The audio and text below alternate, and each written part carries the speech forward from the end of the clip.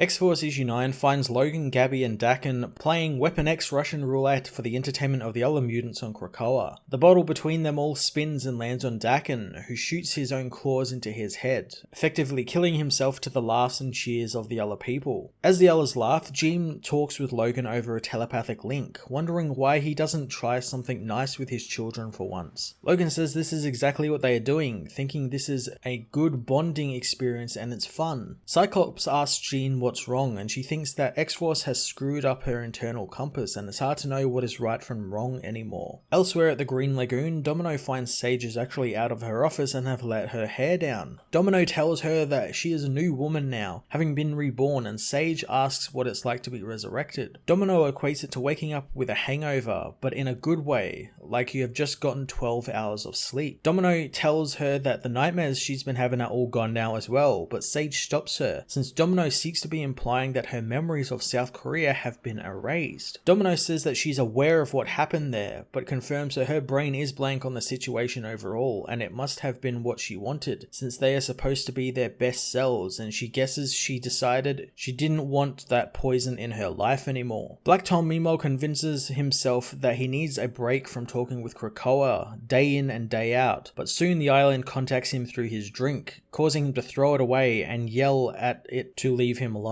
Gorgeous George becomes angered that Tom bumped into him, throwing the mutant around the bar. Sage joins in, kicking George in the face as a bar brawl begins, with Logan, Gabby, and Daken getting involved since it seems like fun. Logan, however, is pulled from it by Beast, who says he has a mission for him and X-Force. Gathering the team, they head for a gateway, where Logan asks how Domino is. She tells him that she is fine and can sleep now, surprising Logan since he was sure that she was going to weaponize her pain. Domino shows him the Krakoan gauntlet claws she has, wondering if he wanted her to be like him, but Logan says that he only wanted her to be herself. Heading into the portal, Kid Omega finds that he can't enter it, smashing right into it and breaking his glasses. Omega begins to get angry at the gate since they never seem to work properly as Logan stabs it, finding that his claws are now covered with a jellied blood. Omega conjures up a minigun and blasts through the portal to Terra Verde, where they find the portal had been covered and sealed in bodies and growth. Beast tells him that he needs to be kept apprised of the situation, as Omega says that his initial assessment is that Telefloronics are not symbiotic, but invasive. Beast asks if Omega can see properly without his glasses, but Omega asks Hank where the rest of the intelligence unit is, since Jean and Sage aren't on this mission. Hank says that they deserved a chance to unwind, so he will be working this one alone with them. He goes to tell them their first directive, but Domino knows it was to locate President Kokom, which she has found strung up dead on the wall, covered in the Telefloronic flowers. Domino doesn't know if she should call this a coup or an infection, as she finds the vegetation has grown everywhere. Omega looks over the plants and finds their cellular patterns bear resemblance to Mayan glyphs, meaning he wants to do a deep scan and focus mainly on Terra Verdean mythology. Logan calls them to look outside, and below they found that the local village has been taken over by the plants. The team cut their way through the dense jungle as Omega complains about the heat, so Logan becomes tired of his whining, ripping off the man's clothes and turning his shirt into a singlet and his pants into shorts, so he will stop complaining. Quentin tries to contact Beast, but the comms begin breaking up thanks to all the spores and pollen in the air. Soon they arrive at the Temple of the Axe, where Quentin wonders if this is where they will negotiate with the Telefloronic disease. He tries to contact Beast again, and Logan knows that if they were sent to negotiate, then Jean would have come along. Soon a strange panther-like creature grows out of the ground in front of them, and Logan knows that Quentin is right to ask questions, since not including Jean and Sage feels like they were dealt a bad hand, and his body is telling him something is off with this mission, as well as Terra Verde, since Beast isn't telling them everything. Black Tom meanwhile continues to converse with Krakoa as he dozes off, jolted awake when Beast arrives. Hank says that he's there for him as Tom thanks Beast for waking him, telling him that he's having some bad nightmares. Beast wants Tom to return the favor, making him ask Hank if they are under attack since he's not sensing anything. As Hank takes Tom with him, he tells him that he's getting a chance to get out and about into the field. Soon a scared Kid Omega runs from whatever horror was in the temple they found at Terra Verde, calling out for Beast to send him back up as the plants take him, telling Beast that Terra Verde isn't a hostile country it's an angry god. X-Force issue 9 was a great continuation of the Terra Verde storyline, as well as a cap end to the Domino story from last issue, which has some sinister implications this issue, since Domino appears to have had her memories erased, something at the end of last issue she didn't want happening. Again, Beast is proving he thrives in this kind of less than savory environment, and appears to actually be maybe experimenting on the team a little by giving them up to this strange plant god in Terra Verde, which he knew existed yet still sent the team in after. I also love the idea of a truly questionable X-Force, as well as all of the people behind it doing questionable things, and I'm looking forward to seeing what the ramifications of that are, since Jean seems to be kind of catching on that something isn't really right here. I'm going to give this issue a 9 out of 10.